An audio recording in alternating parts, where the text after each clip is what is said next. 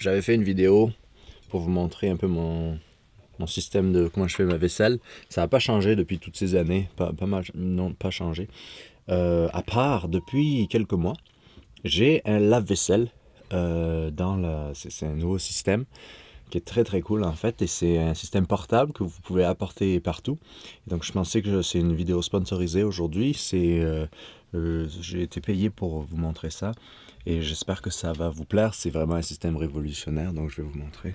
Vous avez juste à prendre votre vaisselle qui est sale, et voilà, je vais vous montrer.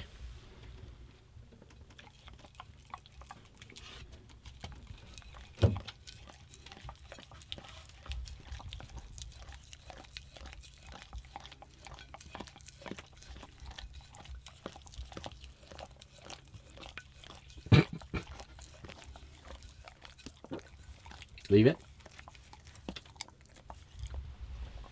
Et voilà, c'est presque parfait. Il reste plus qu'à la remettre dans notre cuisine. Et voilà, j'espère que cette vidéo vous a plu. Abonnez-vous, mettez un pouce vert. Ciao.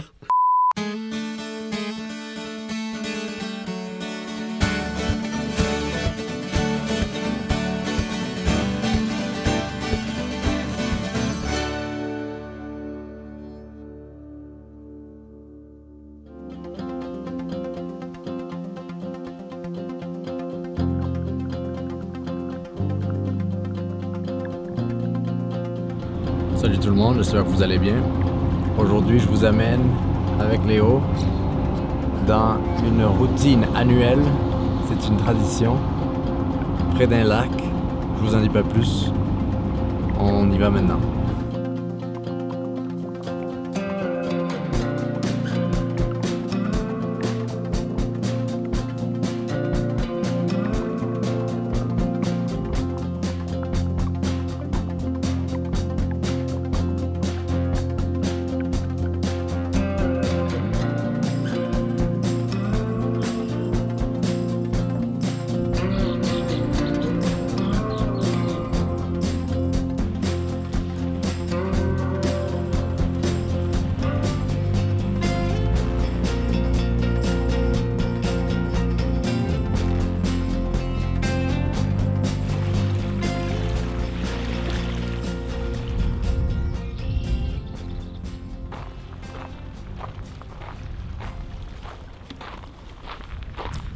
Salut, bienvenue dans une nouvelle vidéo où je vous amène le long du lac Ska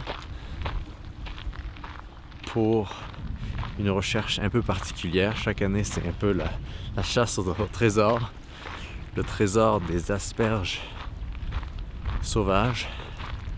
Et je crois que je suis un peu tôt dans la saison, on est début mai, mais je pense qu'on va quand même en trouver quelques-unes.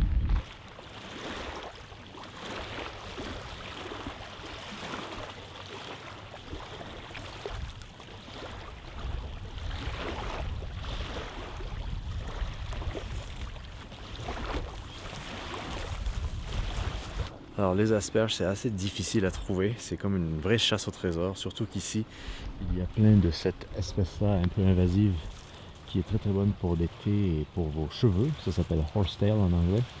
Les asperges se trouvent dans un amas de feuilles et de verdure, donc il faut vraiment avoir l'œil affûté. Moi, ma vision baisse. Oh, mais voilà. Mon Dieu, regardez ça, elle est tellement longue.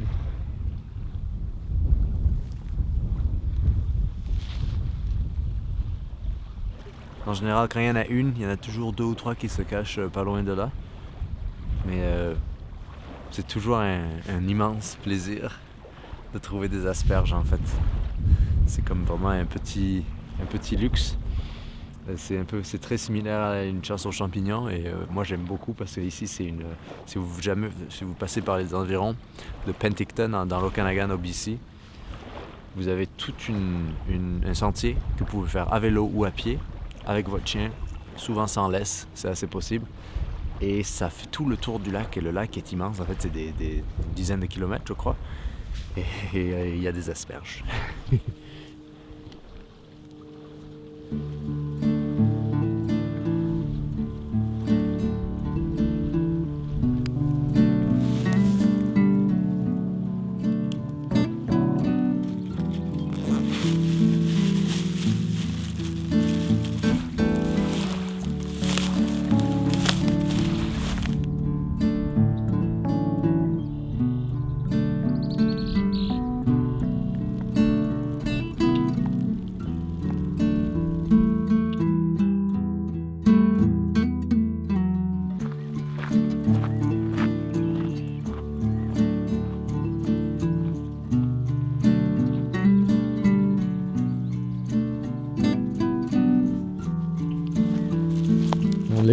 m'aide pas trop. Même si en fait je devrais regarder peut-être là où il cherche, là où il gratte. Ou je devrais l'entraîner comme un chien à truffe à trouver des asperges. Peut-être si je lui fais sentir. Attends. Oh, you smell it? You smell it? Get it. Il l'aime pas tant. Expérience de dressage non concluante.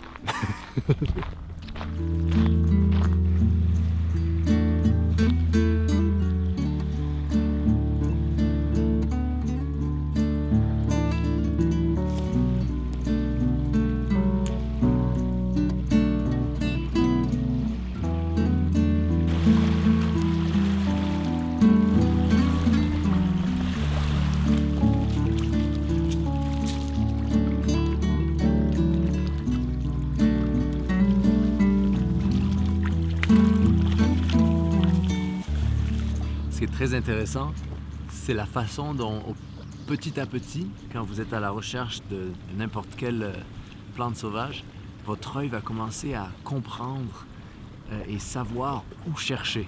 Et va presque, c'est comme si vous vous attendez à voir une asperge sauvage là où vous le pensez. Et c'est comme si au fur et à mesure que vous regardez et que vous apprenez votre territoire, votre œil va commencer à savoir où les asperges sauvages se cachent. Et c'est comme si ces asperges, elles vous attendaient, elles vous faisaient un clin d'œil, elles disaient viens-t'en, viens avec moi. Avec les plantes sauvages un peu rares, c'est ça qui est très intéressant, c'est la manière dont votre œil s'adapte. C'est comme si vous devenez un objectif de caméra et votre lentille commence à s'adapter, votre focale s'adapte à ce que vous êtes en train de chercher et vous apprenez par le terrain, sur le terrain, où se cachent ces asperges. Mais en termes scientifiques, c'est sûr qu'on sait que les asperges, par exemple, ça aime beaucoup les terrains un peu sablonneux et sont cette transition entre les milieux humides, comme un marais ou un lac, et les milieux plus secs. Et c'est vraiment dans cette zone-là, souvent, qu'elle s'évapore, parce que les asperges, c'est vraiment quelque chose de très secret, je trouve. C'est ça que j'aime beaucoup dans la cueillette des asperges en main, c'est que c'est quelque chose d'un peu magique en fait. Mais à la fois, de voir que votre œil s'adapte et vous commencez à savoir où chercher, où rechercher, et que vous attendez presque à en voir quand vous allez à un endroit et que vous commencez à voir un peu que tout ressemble à... Tous les éléments sont rassemblés pour trouver une asperge. Et parfois vous en trouvez, parfois vous n'en trouvez pas. Et c'est ça la magie de la cueillette des asperges sauvages.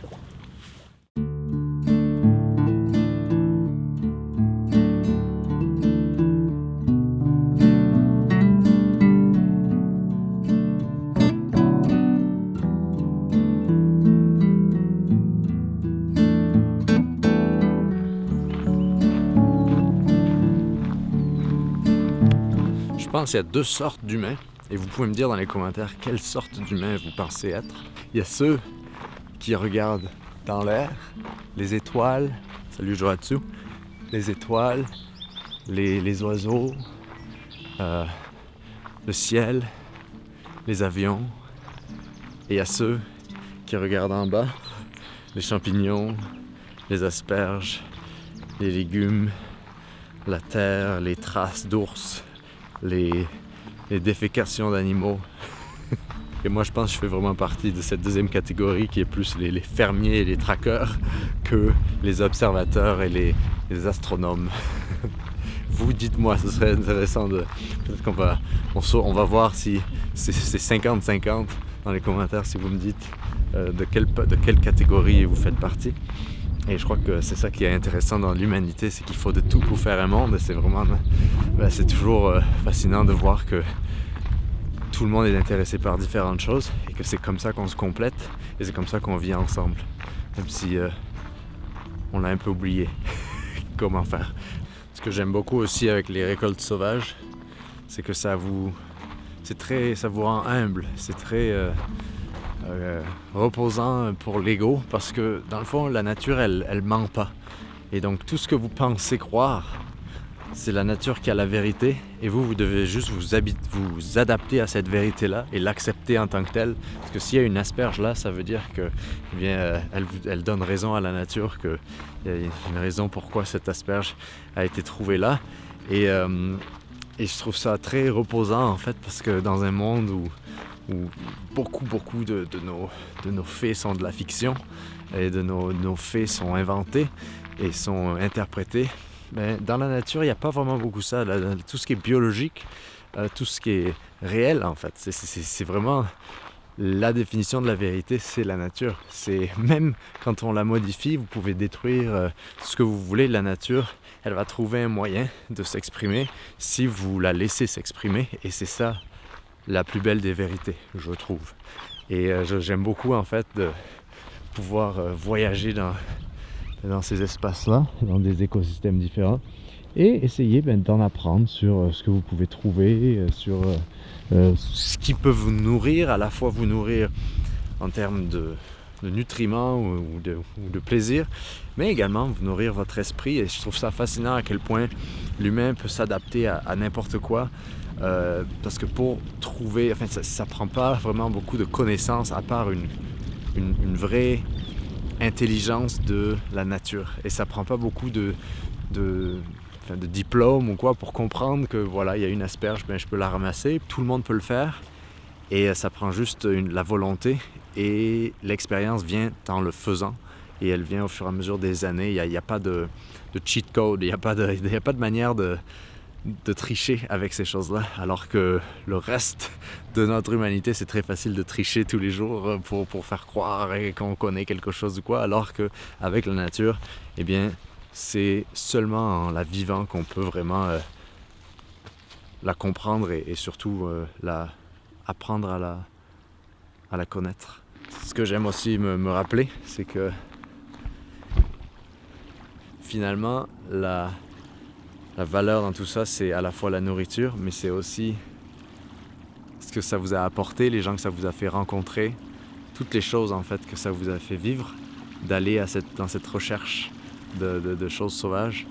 C'est pas que le produit en soi, c'est l'expérience qui est le vrai trophée en fait. Et ça peut être valable avec n'importe quelle activité de plein air et qui est reliée à la nature, et quand on est très connecté avec la nature. Mais oui, comme je disais, je pense que je vais revenir. Je vais recruter des personnes pour venir ici, pour avoir d'autres paires d'yeux et essayer de trouver plus d'asperges pour faire des conserves et des omelettes. Oh! Et si on faisait une omelette ce soir? Et Lélé! Est-ce que tu veux une omelette? Qu'est-ce que tu sens?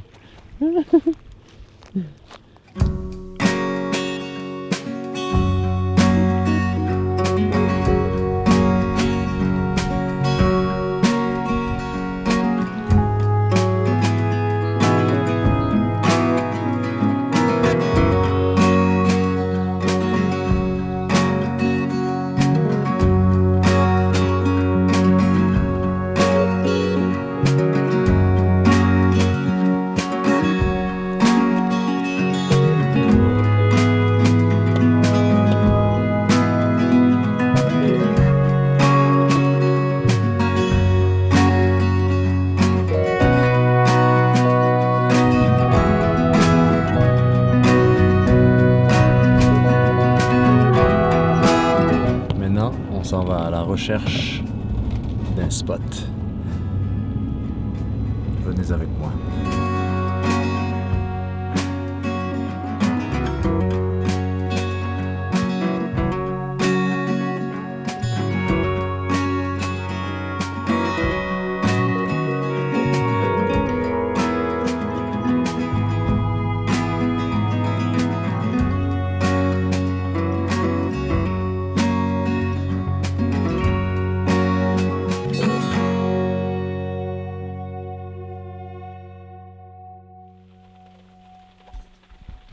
Alors nous voilà de retour.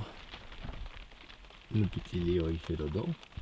C'est l'heure du lunch, donc on va se faire une petite omelette aux asperges sauvages avec un peu de fromage. Très simple, je vous montre cette recette en 2 secondes.